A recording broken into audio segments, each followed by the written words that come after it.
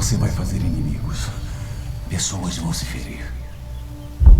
Então quero que me prometa uma coisa, tá bem? Deixe a Gwen fora disso.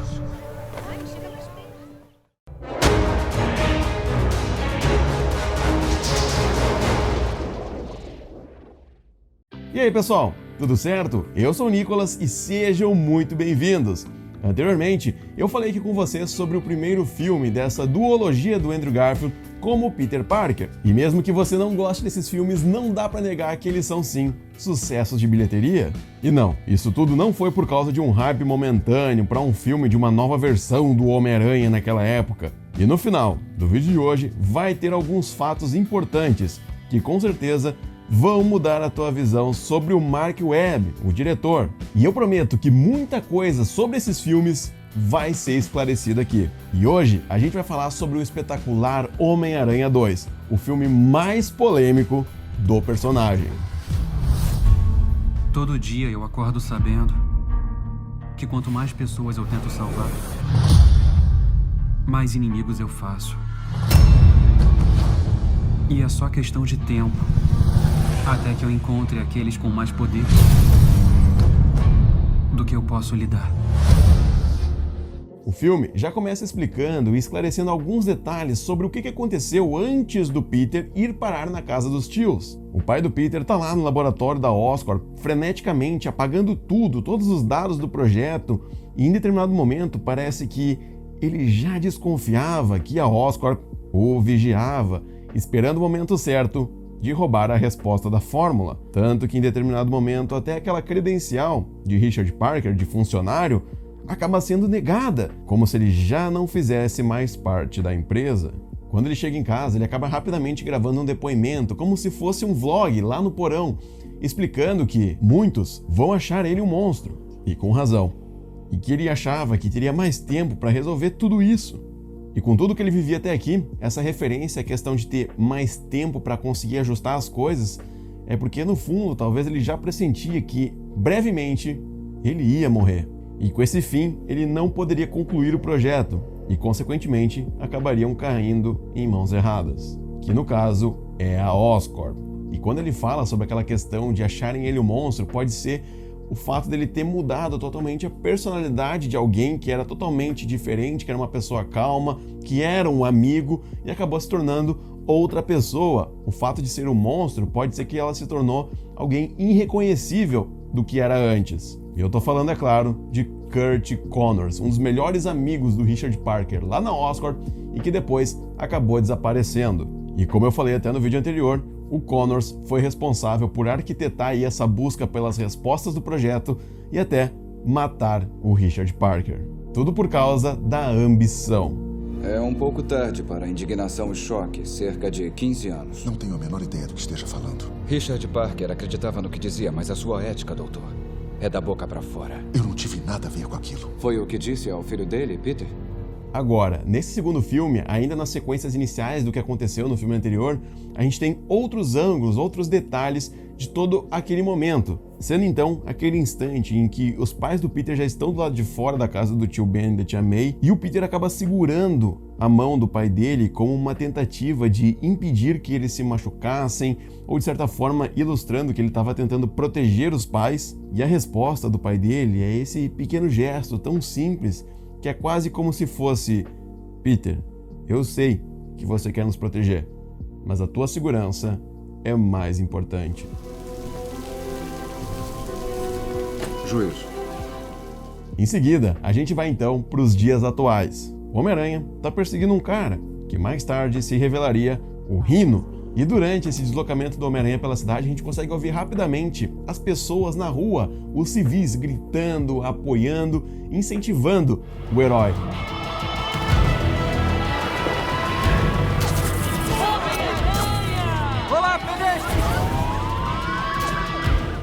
E é tão louco a gente ver que até mesmo a equipe de reportagem local lá no helicóptero acaba informando para o Homem-Aranha vários detalhes do que está acontecendo.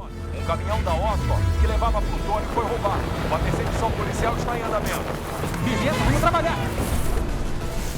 Alguns minutos depois do Peter já ter resolvido esse problema no centro da cidade, ele vai até a formatura dele. A Gwen recém tinha terminado o discurso, mas aí naquela comemoração, aquele momento descontraído ali, junto com a família da Gwen, a tia May, ele acaba vendo no fundo o pai da Gwen e relembrando tudo que ele havia falado e prometido no filme anterior. E naquela noite, enquanto o Peter se dirigia para jantar com a Gwen e comemorar esse fim desse ciclo, os dois acabam se separando.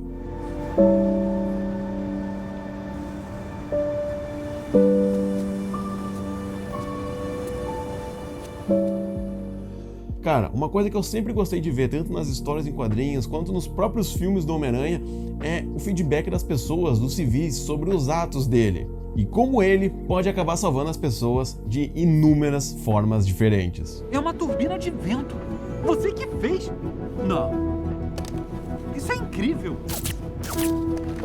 Novinho em folha, né? E ao mesmo tempo que ele está salvando toda a população diariamente, o Peter ainda cuida de uma forma especial. Ele observa a Gwen sempre que pode, quase como se fosse um mundo paralelo a Nova York, onde Nova York seria então essa representação mais geral de tudo, e a Gwen algo diferente, algo especial, que mesmo que ele tentasse esquecer, sempre acabava trazendo ele para perto de novo.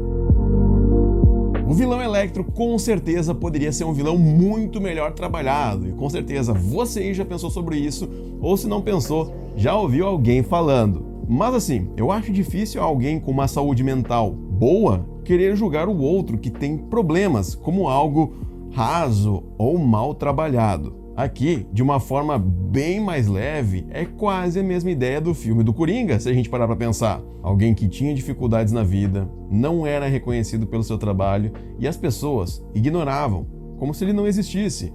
E sempre que ele tentava fazer algo melhor pelos outros, ou por si, ou enfim, as pessoas sempre criticavam. E o Max estava num estado de solidão tão grande que a representação dele naqueles momentos em que ele está conversando sozinho, está falando com ele mesmo, é o ponto que esclarece exatamente isso. Mas você viria. Por que você não viria? Nós somos amigos. E pode ser que talvez ele só se tornou um mega fã obcecado pelo Homem-Aranha só depois dele ter sido salvo por ele. Tipo, o cara que é reconhecido e amado por toda Nova York reconheceu ele e até chamou de amigo, falou o nome dele mesmo que estivesse no crachá e que pra ele já representou muito. E quem sabe, naquele momento, logo no começo, quando o Peter então salvou o Max Dillon, ele foi a primeira pessoa a ser boa com o Max. Eles deviam te chamar de o espetacular Homem-Aranha. Gostou, Aranha? Eu gostei, Max. Depois de tudo isso, é apresentado para nós 3 atmosferas narrativas. A primeira, obviamente, é a do Peter Parker, e até aqui vale destacar que ele tá trabalhando com o JJ, ele até conversa com a tia May, porque ali ele tá tentando conseguir uns trocos para conseguir pagar as contas. Eu vendi mais algumas fotos pro Clarim. Já ajuda um pouco? Ajudaria muito se aquele homem pagasse a você um valor justo. O Jameson? Não, o Jameson me paga um valor justo. Em 1961 seria muito justo. O outro momento é a Gwen recebendo a ligação dizendo que ela passou por uma próxima etapa de seleção para a faculdade de Oxford. Alô? É a Gwen Stacy? Sou eu, quem fala? Estou ligando do programa de bolsas de Oxford. Temos ótimas notícias. E por último, Harry Osborn, que volta para Nova York depois de anos e vê o seu pai morrendo, e ali ele descobre a sua doença genética. E sem falar, é claro, que da noite pro dia ele teria que administrar uma empresa multinacional.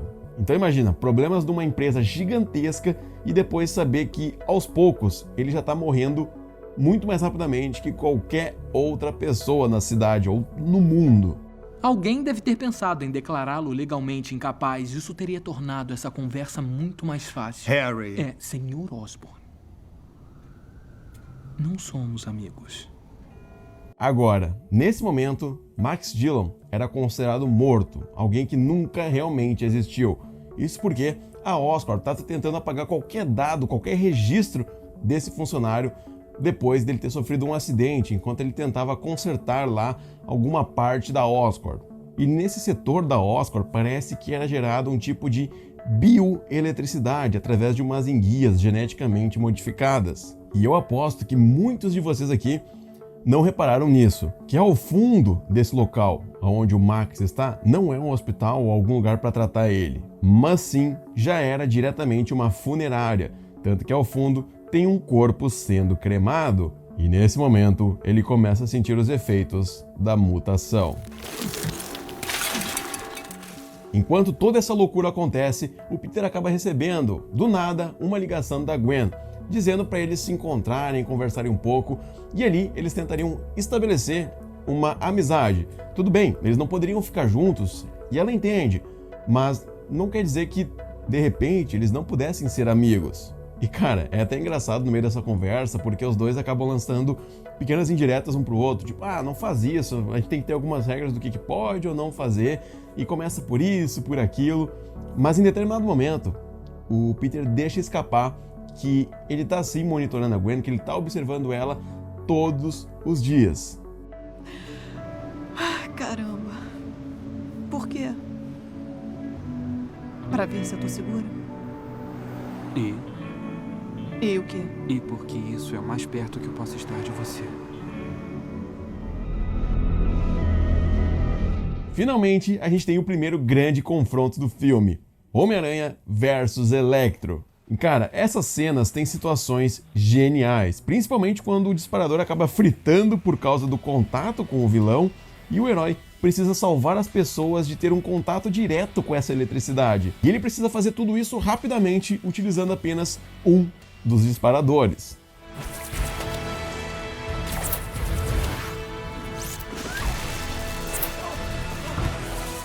Depois de vencer o Electro, o Peter se dirige rapidamente para casa. Ele acaba ouvindo as notícias sobre o ocorrido, mas os pensamentos ficam na Gwen.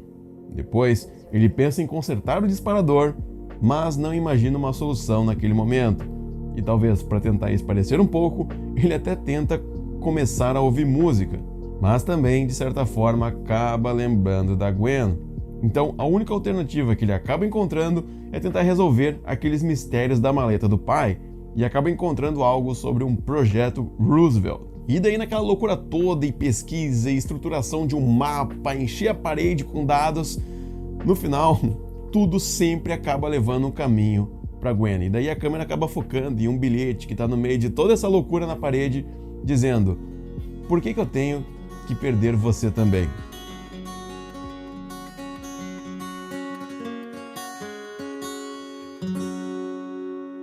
Eis então que Harry Osborn descobre acidentalmente os projetos secretos da Oscorp, especialmente os projetos secretos do Norman Osborn. E ali a gente vê vários easter eggs, coisas bem curiosas mesmo, como por exemplo, dados sobre a prisão de Ravencroft, armazenamento de veneno, ou como eu digo, poderia ser realmente o Venom, né? Eles já poderiam ter guardado há muito tempo o simbionte alienígena lá naquelas cápsulas da Oscorp, um tal de exoesqueleto, que provavelmente são os braços do Dr. Octopus, e até arquivos do Connors e do Dr. Morbius. O Michael Morbius ou era funcionário da Oscorp, ou o Norman deu um jeito aí de conseguir alguns dados de pesquisa dele. Pois é, né, cara? A Oscorp tá constantemente querendo roubar ideias aí para fazer armas ou algumas paradas aí bioterroristas, né? Porém agora, nesse momento, a doença do Harry tá se agravando cada vez mais, aparentemente mais rápido do que foi com o Norman. E nesses momentos, cara, de certa forma, eu até acabo concordando com o Harry. Porque é o seguinte, ele relembra o que o Peter falou há alguns dias atrás, que o Homem-Aranha representa, que ele é um símbolo que traz esperança para as pessoas. Eu fiquei pensando no que você disse lá no Rio. O que eu disse sobre ele dar esperança às pessoas. E o Peter, obviamente, depois de ouvir tudo isso e saber que, putz, pior que eu falei isso mesmo, né, cara? Ele escuta tudo isso e fica sem reação. Por favor. Por favor. Mais tarde, o Peter chega em casa e vê a tia May sentada ali na cama, olhando para aquela parede cheia de rabiscos, esboços, pesquisas, mapas e com um olhar extremamente preocupado. O que o Peter está fazendo? O que ele está buscando? E ela percebe que, mais do que nunca, ele busca por mais explicações da vida do seu pai. E como ela já desconfiava que o Peter era o Homem-Aranha, ela tinha muito medo de acabar falando algo que pudesse, sei lá, estimular o Peter a ficar procurando mais e mais respostas ainda. E ao mesmo tempo, se sentia triste, porque de certa forma parecia que tudo o que ela e o tio Ben fizeram não foi o suficiente para que ele seguisse adiante. Mas no fim, ela acaba esclarecendo tudo. Acho que todo mundo esconde alguma parte de si. Até das pessoas que ama. E aí fica mais do que claro que sim, ela já tinha a certeza de que o Peter era o Homem-Aranha.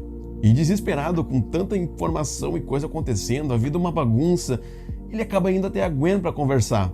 Ele conta que tudo que ele achava sobre o pai dele pareciam ser mentiras, realmente foi tudo uma enganação, e que o amigo dele está morrendo e ele não sabe o que ele deve fazer. E que a única coisa que ele tem certeza no meio de tudo isso é ela, a Gwen. Exatamente o que o Harry acabou vendo nela naquele momento no elevador, um pouco antes dela chegar ali onde ela estava.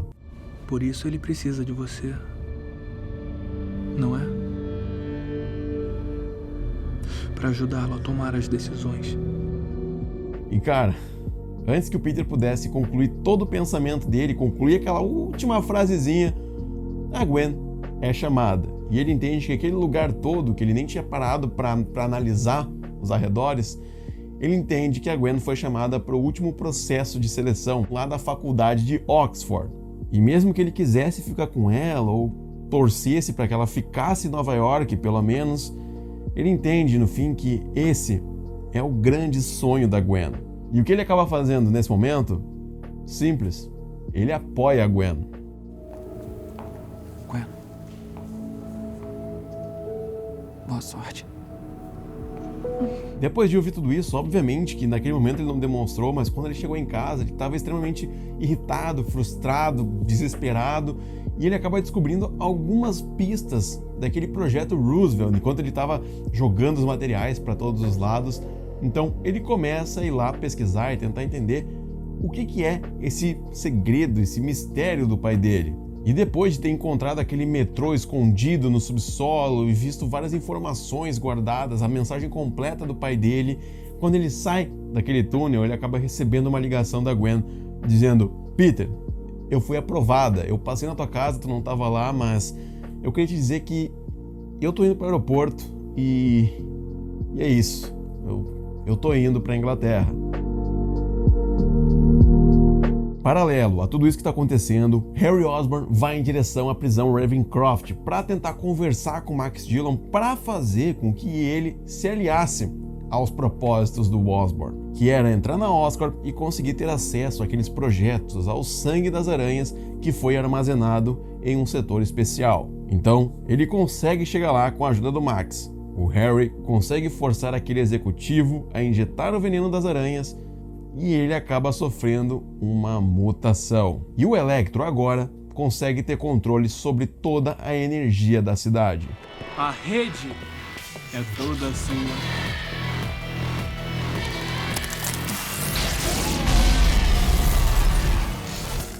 Agora, lembra daquele momento que o Peter estava saindo do túnel e a Gwen ligou para ele e ele ficou tipo sem reação? Então, a partir daquele momento ele foi correndo em direção a ela para ver se conseguia ainda se despedir ou conversar com ela pela última vez, e ela estava lá, parada na ponte, com um trânsito gigantesco.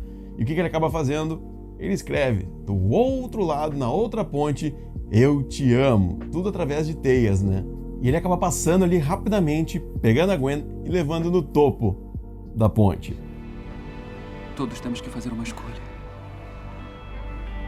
Não é? E eu escolho você.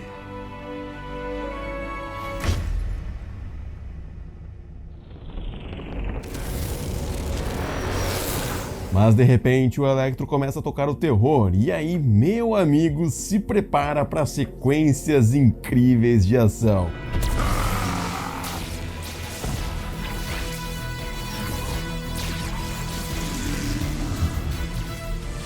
No fim, o Electro acaba perdendo, causando uma grande explosão de energia, mas de repente acaba surgindo o Harry Osborn transformado.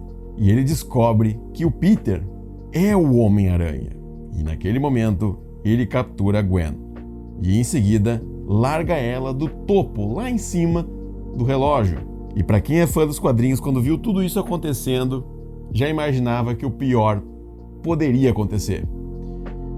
E no fim, acabou acontecendo.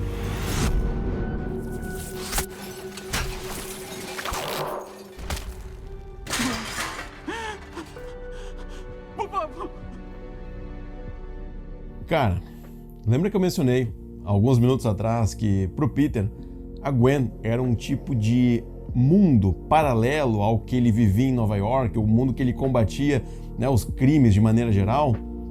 A Gwen era um tipo de algo totalmente diferente na vida dele. E depois de tudo, depois do enterro, os dias passam, os meses se vão e o caminho continua levando até a Gwen. E durante esse tempo todo, o Homem-Aranha não atuava mais. O mundo inteiro parece estar fazendo a mesma pergunta. Onde está o Homem-Aranha? E caramba, quando eu olho para tudo isso, eu vejo como a minha visão era limitada para tantos acontecimentos desse filme. Por exemplo, nesse momento agora, onde a Tia May acaba comparando a perda do Ben e até explica como ela lida com essa dor e, ao mesmo tempo, acaba conversando com um público que já sofreu grandes perdas na vida e que, de certa forma, não conseguem seguir em frente, né, por muitas vezes, justamente por causa desse grande sofrimento que eles carregam. E ela explica que não é necessário jogar tudo fora, todas as memórias, mas rever, relembrar os bons momentos e, em seguida, apenas achar um lugar diferente para guardar essas memórias. Até porque tudo isso faz parte de quem a gente é de verdade. Temos que ser maiores do que o que nos faz sofrer. Meu desejo é que vocês se tornem esperança. O espetacular Homem-Aranha 2 foi sim um grande sucesso de bilheteria, fazendo tanta grana quanto seu antecessor. Com um orçamento de aproximadamente 210 milhões de dólares, eles acabaram lucrando mais de 709 milhões de dólares. E a crítica praticamente se manteve a mesma, dando nota 6,6, sendo então 0,3 pontos a menos que o primeiro. E após o lançamento desse filme, o diretor Mark Webb começou a participar de mais entrevistas para falar sobre como é que foi esse processo de pré e pós-produção. E foi durante esses momentos que eu descobri algumas coisas bem polêmicas que existiram nos bastidores. A primeira coisa foi a declaração do diretor sobre TASM 1, o filme que veio antes desse, onde ele explicou por que ele acabou entrando para a equipe do filme. Ele havia sido chamado pela Amy Pascal, que apresentou um roteiro praticamente pronto e disse que queria que ele dirigisse. E quando ele leu tudo, viu que existia muitos, mas muitos problemas, e disse que não queria se envolver com isso. Então ela disse que tudo bem, se tu não quer participar, a gente vai seguir adiante e vai encontrar outra pessoa. E o Mark Webb, como era um grande fã do Aranha, no fim, ele acabou aceitando, mas que de certa forma ele tentaria ao máximo consertar aqueles problemas no roteiro. Então pensa que desde a época do Sam Raimi, os executivos, os engravatados da Sony já queriam forçar ideias deles pro diretor, sabe? Pra galera do roteiro, pra aquele pessoal todo. Tipo, cara, vocês têm que seguir isso aqui. Ah, vocês querem criar alguma coisa? Não vão ter tanta liberdade assim. E tu acha que tudo isso só aconteceu lá no primeiro filme do Espetacular Homem-Aranha? Então, não.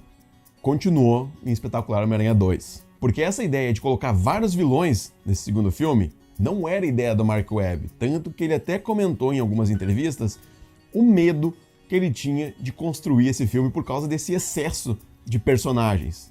E outra coisa, quando ele foi questionado sobre a morte da Gwen, se já havia sido pensada antes, ele confirma que desde TASM 1 isso já foi definido. E com isso, muitos fãs não curtiram a ideia. Ser então a primeira vez que o interesse amoroso do personagem acabava morrendo em uma adaptação live action. E sabe de uma coisa? Isso foi até uma das ideias que o Mark Webb construiu, e pode parecer algo bobo, simplesmente ele quis matar o interesse amoroso do Peter. Não. Segundo as palavras do próprio diretor, é algo muito mais profundo, a mensagem é muito mais importante do que simplesmente cancelar um personagem. Então agora, presta bem atenção qual era a principal mensagem que o diretor Mark Webb queria passar com esses filmes. O acontecimento com os pais do Peter, Tio Ben, Capitão Stacy, Gwen. Essas perdas compõem, ao final de tudo, uma história de um personagem que não pode salvar todo mundo. Algo que, nas palavras do próprio diretor, acabou sendo algo tão complexo, mas tão complexo de tantas formas que muitas pessoas no fim não vão entender totalmente. E talvez a falta desse entendimento é o que cause aí a raiva ou a frustração de alguns fãs com essas produções. E aí, gostou desse vídeo? Então não esquece de deixar registrado o teu gostei aqui embaixo, e caso você seja novo ou nova aqui no canal, fica o convite para conhecer os outros materiais, as outras análises, easter eggs, curiosidades sobre essa mitologia do Homem-Aranha, que eu tenho total certeza que no fim tu vai gostar bastante. Lembrando também que o canal possui um servidor totalmente gratuito lá no Discord, o link tá aqui embaixo na descrição, junto, é claro, das minhas outras redes sociais, como o Twitter e o Instagram, que caso você ainda não me siga também, fica aqui o convite. Então é isso, pessoal. Eu vejo você no próximo vídeo, um forte abraço e valeu!